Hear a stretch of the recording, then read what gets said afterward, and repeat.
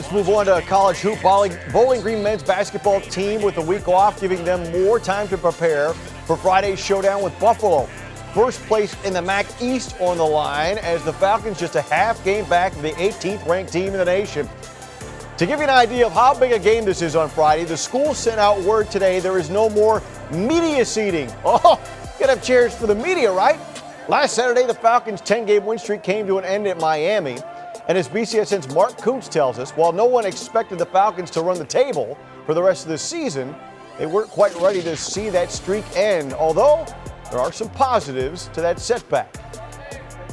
The winning streak, we don't have to come to an end. It could have stayed a little longer, but it was something that we needed. At times it's hard to win 10 in a row and stay focused for that long period of time.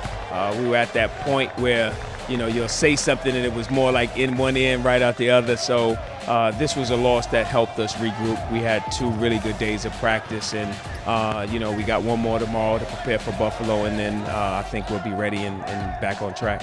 So you could say it's the proverbial good loss? It's definitely a good loss for us. It was something that would have happened if we continued in the way that we were going. We were getting a little more reading our press clippings and things like that. Yeah, we took some positive, took a lot of positives out, actually realizing that we do need our defense every game we play, knowing that we got to bring our energy and effort every game. No team, just because we undefeated at home or undefeated at the time, no team's going to back down from us, and we're going to get a lot of teams' best shots. Yeah, you can. I think the positive you could take is anybody can be beat on any night, so you can't go into a game looking at the record or looking at who has these players or we have these players, so we should automatically win.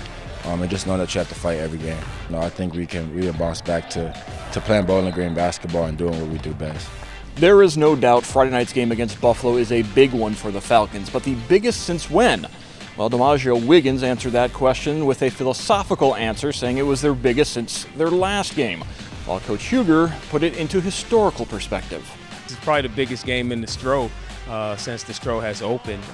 As far as Anderson, it's probably the biggest game that we played here since Michigan State came in my sophomore year and want to beat Michigan State. I think they were the 5th ranked team that year. So this is definitely a big game, and it's a great challenge for our guys, a great challenge for our program, and we'll see where we are.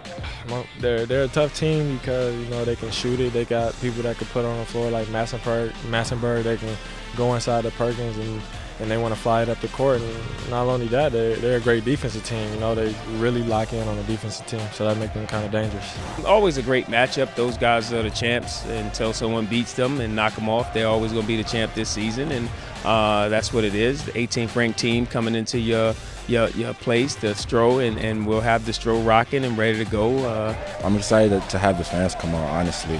Give them some good basketball on both sides, and hopefully Bowling Green can come out with a victory. And for us, just to get going, to heading into the latter part of the MAC play. So for us to like I said, just get back to it, and for the BG community, just have them all come out and support. We appreciate that.